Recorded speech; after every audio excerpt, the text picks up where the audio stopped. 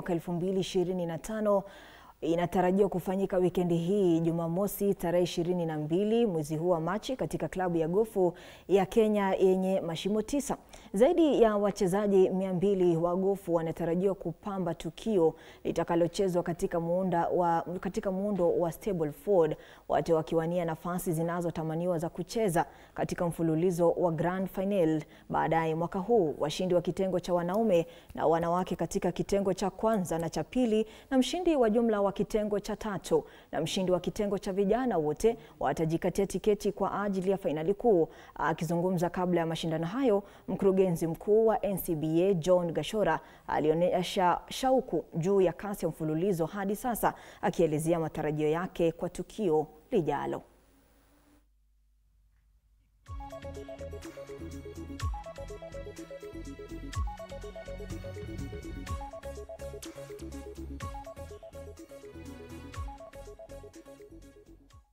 Na mtazamaji, na tukiangazia